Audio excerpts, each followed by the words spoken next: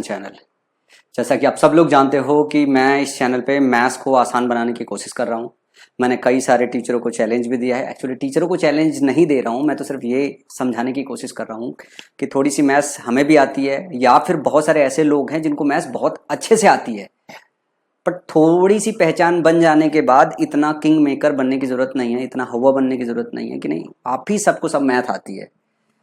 मैं अपने इस चैनल के सभी उन बच्चों को जो मेरे साथ मेरे छोटे भाई जुड़ रहे हैं और जो चाहते हैं कि मैं उनको अच्छी मैथ सिखाऊं और एक ऐसी सीरीज चलाऊं जो उनका मैथ्स आसान कर दे और मैथ्स वाकई में उनको हल्का लगने लगे। मैं सारे वो बेहतरीन और ऑसम कंसेप्ट उनको पढ़ाऊं, सीरीज वाइज पढ़ाऊं, सीक्वेंस वाइज पढ़ाऊं। आज मैं सर्ट्स वाली सीरीज में एक और वीडियो ऐड कर रहा हूं।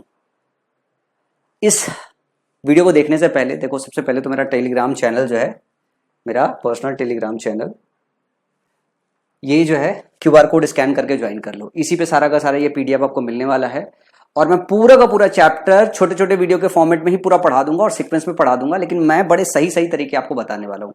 जैसे अभी जो क्वेश्चन आप अपने स्क्रीन पे सामने देख रहे थे, वो लग रहा होगा कि क्वेश्चन बहुत डिफिकल्ट है, जैसे वाला क्वेश्चन है बहुत डिफिकल्ट है, नीचे वाला क्वेश्चन बहुत डिफिकल्ट है। ये सब सवाल डिफिकल्ट नहीं है। अभी जब मैं आपको बताऊंगा तो 3-4 सेकंड 5 सेकंड में इसको देख के सॉल्व कर दोगे।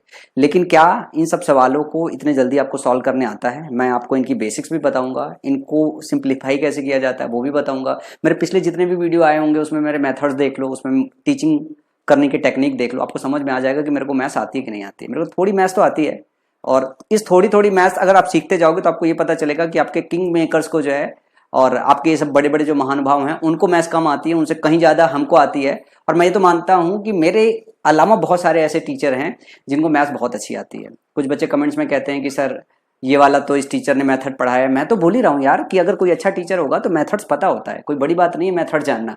सवाल ये है कि कौन सा टीचर आपको अच्छा पढ़ा रहा है और कौन सादगी के साथ पढ़ा रहा है। तो मैं थोड़ा ज्यादा सादगी वाला टीचर हूं नहीं, लेकिन मैं मैथ्स को बहुत हलवा बनाने वाला हूं।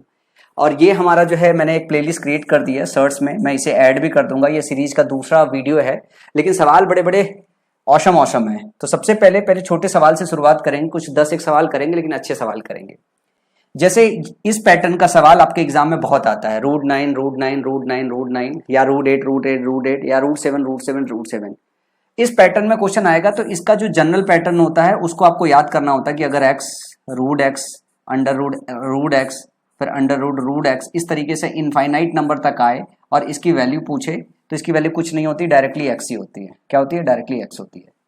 या आप इसको सीधे सीधे याद भी रख सकते हो। कुछ आज के दिन में 4 ऐसे तगड़े पैटर्न बताने वाला हूं जिनको देख के ही आप सॉल्व कर लोगे।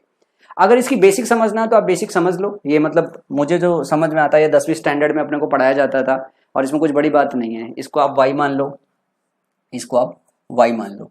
जब इसको आप y मानोगे तो आप देखोगे क्योंकि ये इनफाइनाइट नंबर तक है। अगर आप यहां से यहां पे देखोगे तो भी इनफाइनाइट नंबर तक है, यहां से यहां तक देखोगे तो भी इनफाइनाइट नंबर तक है। तो समुद्र से एक बूंद निकाल लो तो समुद्र समुद्र ही रहता है। यही एक समझाने का बेसिक तरीका है जो टीचर आपको बताते हैं। तो इनफाइनाइट नंबर्स में से एक नंबर अगर हटा दोगे तो वो तब भी वो इनफाइनाइट रहेगा। इसका मतलब है कि अगर ये टोटल y है तो ये वाला अंदर वाला भी y होगा। तो आप इसको ऐसे कह सकते हो कि ये क्या है, 9 √y लिखा हुआ है, यही लिखा हुआ है, =y लिखा हुआ है। अब इसको दोनों साइड से स्क्वायर करोगे तो हो जाएगा 9 √y और यहां पे जो अंदर लिखोगे, ठीक है ना, 9 √y नहीं 9y हो जाएगा। ये पूरा यहां से जब यहां तक लोगे तो ये होगा 9 और ये हो जाएगा y और इधर से y स्क्वायर हो जाएगा। जब स्क्वायर करोगे तो ये स्क्वायर हट जाएगा, मतलब ये आ जाएगा 9y और इधर जाएगा y स्क्वायर और y से कट जाएगा, फिर से y क्या आ जाएगा, 9 आ जाएगा। तो इस सवाल का जवाब क्या है? सीधे सीधे अगर ऑप्शन में आए ये 9 आ जाएगा। जो आपके प्री लेवल का एग्जाम होता है उसमें इस तरीके के पैटर्न पूछे जाते हैं, तो इस तरीके के पैटर्न को देख के आपको सीधे सीधे जवाब लिखना होता है। चलो और आगे चलते हैं। कुछ 4-5 चीजें सिखाऊंगा, बहुत सही से सिखाऊंगा। एक ये पैटर्न आपके एग्जाम में आता है, x = 272 + 272 + 272 + 272। पिछले वाले पैटर्न में खास बात देखो क्या लिखा हुआ था, √x × √x गुड़े में था, प्लस में नहीं था, यहाँ पे प्लस में है। तो कहीं अगर आपको इस तरीके का पैटर्न आ जाए, एक बार पैटर्न समझ लीजिएगा, √x + √x + √x plus under root, मतलब ये सब रूट के अंदर चल रहा है। अगर प्लस का साइन सिंबल आता जाए तो इस क्वेश्चन को सॉल्व करने के 2 तरीके होते हैं और बहुत प्यारे से तरीके होते हैं। एक तरीका होता है कि इसका डायरेक्ट फॉर्मूला होता है अंडर रूट, अगर प्लस में है तो 4x + 1 + 1/2 होता है, ये इसका फाइनल वैल्यू होता है। एक तो ये तरीका होता है, इससे भी छोटा तरीका भी बताता हूं, लेकिन ये हर जगह काम करता है, इस वजह से ये वाला तरीका आपको पता होना चाहिए। अगर यहीं पे माइनस है, अगर यहीं पे माइनस है, root X minus root X under में माइनस रूट एक्स, तो ये जो वैल्यू आती है, इसकी जो वैल्यू आती है फाइनल, अगर ये इनफाइनाइट नंबर ऑफ टाइम तक है और इसकी अगर फाइनल वैल्यू निकालना हो तो ये आ जाएगा रूट 4x प्लस 1 और यहां माइनस आएगा -1/2। तो ये इनके जनरल पैटर्न के डायरेक्ट फॉर्मूले होते हैं जो आप याद रख सकते हो। इसको भी और छोटा किया जा सकता है, इसको भी और छोटा किया जा सकता है। एक पैटर्न और ध्यान से देखो कि अगर आपको ये पैटर्न मिले, जो ये x लिखा हुआ है, जो ये x लिखा हुआ यहां पे और यहां पे, इस x को अगर आप इस तरीके से तोड़ सको कि ये कुछ m इंटू n में टूट जाए, इनके फैक्टर आ जाए और m और n के बीच का डिफरेंस अगर 1 हो, m और n के बीच का डिफरेंस अगर 1 हो और m n से बड़ा हो, m n से बड़ा हो, फिर से मैं रिपीट कर रहा हूं, अगर x को तोड़ दो m इंटू n में और इनके बीच का डिफरेंस 1 हो, जैसे मैं इसी को बोलता हूं, इस वाले सवाल को सॉल्व करना है, 272 को अगर आप इसके फैक्टर करोगे तो 16 गुणे 17 हो जाएगा, 16 गुणे 16 256 और एक बार और 16 ऐड करोगे तो 272 हो जाएगा। तो ये हो गया m और ये हो गया n, हमने लिया है कि m अगर n से बड़ा हो, ये क्या हो गया, m हो गया, ये हो गया n हो गया और इनके बीच का डिफरेंस ध्यान से देखो 1 हो गया। अगर इनके बीच का डिफरेंस 1 हो और इस तरीके का फैक्टर टूट रहा हो तो जो बड़ा वाला फैक्टर होता है वही इसका डायरेक्ट जवाब होता है, जो बड़ा वाला फैक्टर होता है वही इसका डायरेक्ट जवाब होता है। तो सी इसका सवाल का जवाब आ जाएगा। मजेदार लगा?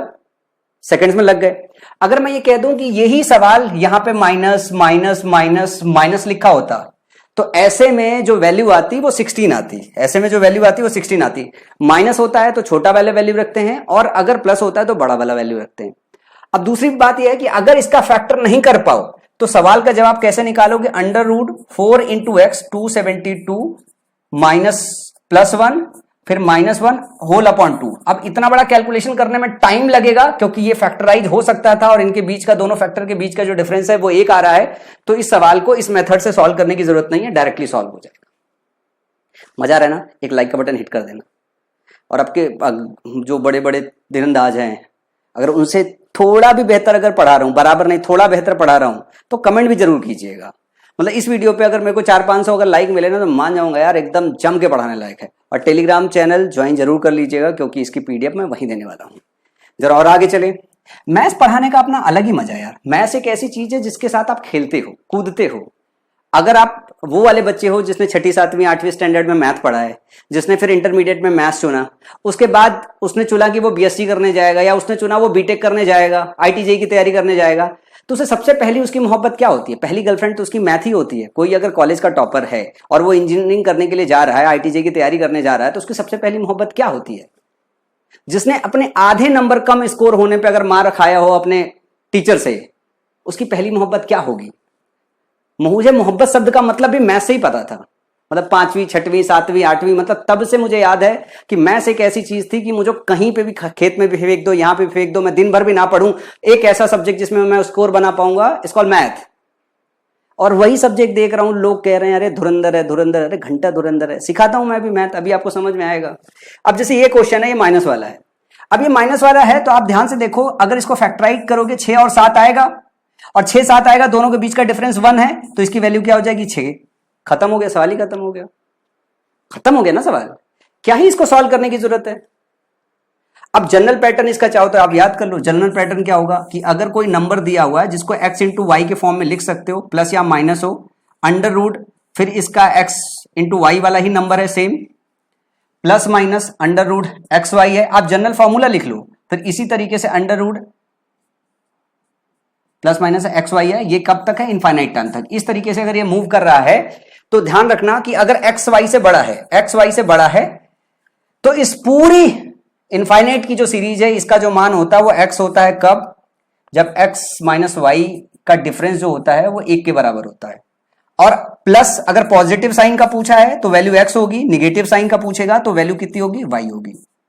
बस इतना ही है। और बस ये पैटर्न आपको जनरलाइज पैटर्न याद रखना पड़ेगा और कुछ क्वेश्चन की प्रैक्टिस करनी पड़ेगी जिससे इन सवालों के जवाब आप चुटकियों में निकाल पाओ। मजा आ रहा है ना?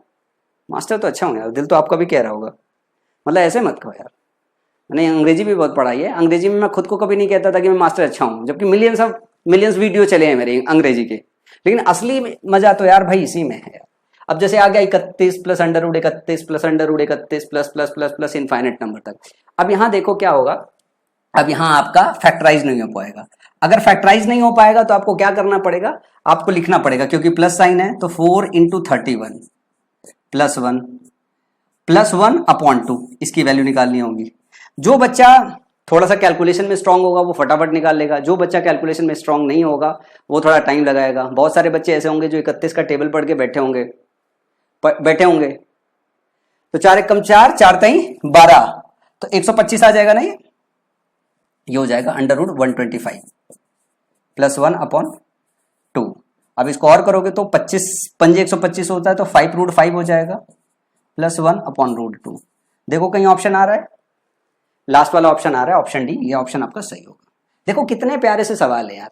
देखो मैथ्स सीखते वक्त थोड़ा आराम आराम से सीखो। मास्टर को मैथ्स पढ़ाने वाले जो मास्टर होते हैं, जैसे मेरे को राकेश यादव सर अच्छे लगते हैं, रीजन ये इसके पीछे ये है कि राकेश यादव सर मैंने कई सारे वीडियोस भी गुस्से में कई बार उनके लिए बना भी दिया। एक बार तो मैंने पब्लिकली ऐसे यूं ही अब्यूज कर दिया था, गंदा वाला। लेकिन अगर मास्टर पूछे ना तो राकेश यादव सर टीचर तो अच्छे हैं, जब वो पढ़ाते तो बड़े प्यार से यार गमछा हमछा बांध के यार आराम से लिख के समझाते हैं। तो टीचर ये भी यार बड़े जानदार से होते हैं। मतलब टीचर तो देखो कोई बुरा नहीं यार, जिससे भी पढ़ रहे हो टीचर कोई बुरा नहीं। मैं यही तो बताने की कोशिश कर रहा हूँ, मैथ बहुत हलवा है, मौत का इतना हवाबाजी नहीं होना चाहिए कि मैथ मैथ मैथ, इतना कुछ नहीं है यार मैथ में। अगर देखो आपको लग रहा होगा कि मैथ मैं थोड़ी अच्छी सिखा रहा हूँ तो चैनल को जरूर मैं फिर से बोलूंगा कि एक लाइक बटन इस पर्टिकुलर क्वेश्चन पे कीजिएगा अगर मजा आया हो आपको तो। अब ये क्वेश्चन है जैसे 19 minus root 19 minus root 19 minus root 19 dash dash dash infinite तक। अब इसकी वैल्यू बतानी है। पिछला वाला प्लस का था, ये माइनस का था, तो अंदर जो रूट के है 4x प्लस 1 वो तो दोनों में कॉमन रहने वाला है। तो 19 चौक 76 प्लस 1 77, 19 चौक 76 1 77, ये अंडर रूट ये 4x प्लस 1 की वैल्यू आ गई और माइनस 1 इधर रहेगा अपॉन 2। और इस सवाल का सही जवाब ऑप्शन ए है।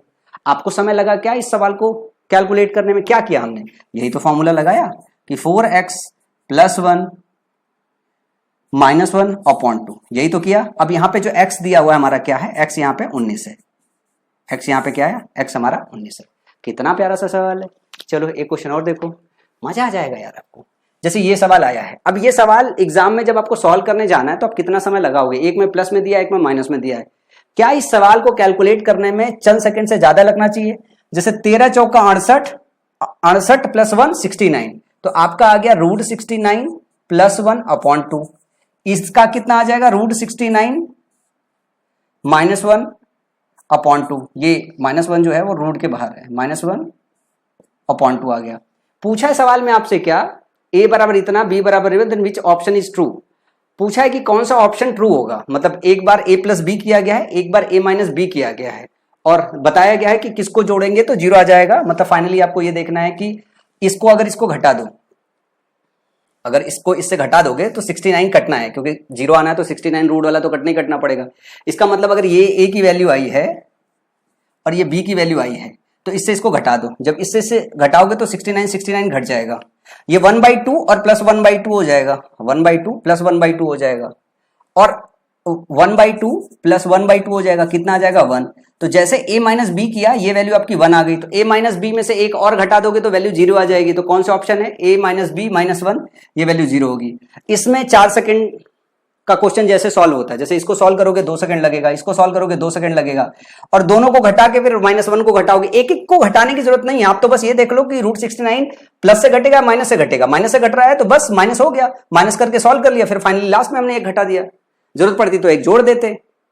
थोड़ी बुद्धि मन में कैलकुलेट करनी होती। जैसे मैं आपको बताऊं, आगे क्वेश्चन पे बढ़ेंगे, लेकिन मैं अपना एक 11th स्टैंडर्ड का एक वो बात साझा करता हूं। जब अपन कैलकुलस पढ़ते थे तो डिफरेंशिएशन एक आता था, तो जब मैं सबसे पीछे वाली सीट पे बैठता था तो मैं मैथ्स के जो टीचर थे बड़े लाजवाब थे, तो अपने को पहले वो मैथ्स सिखाते थे। मैं बहुत प्यार से वो मेथड सीखता था, स्टेप को बहुत ध्यान से रखता था, और मैन में कैलकुलेशन करने की आदत बड़ी ज्यादा थी। तो जैसे ही वो कोई मतलब क्वेश्चन बोलते थे कि बेटा ठीक है पढ़ाने के बाद एक क्वेश्चन तुम लोग करके दिखाओ, तो जब वो क्वेश्चन बोलना चालू करते थे तो सारे बच्चे क्वेश्चन का डेटा लिखते थे, और मैं वो क्वेश्चन सुनने के बाद वो स्टेप लिखना चालू करता था। जैसे ही वो बोल के क्वेश्चन खत्म करते थे और बच्चे अब लिखना चालू करें, तब तक मैं उनको सोल्यूशन बता देता था। तो ये मैथ से खेलने का एक पुराना बहुत तरीका था। मतलब मल्टीपल पेजेस के जो आपके डिफरेंशिएशन आते हैं, मैं उसको वर्बली कैलकुलेट कर देता था। उस टाइम पे इतना चकड़ था मैं 11th क्लास में। एक बार मार भी खाया था, जो है एक पीछे वाले बच्चे ने एक थप्पड़ खींच के होंक दिया था कि भाई अपने को भी कर लेने दे, थोड़ा उधर का सहनसा आदमी था। तो कई बार ये भी होता है, हाई स्कूल इंटरमीडिएट में तो सब होता रहता है।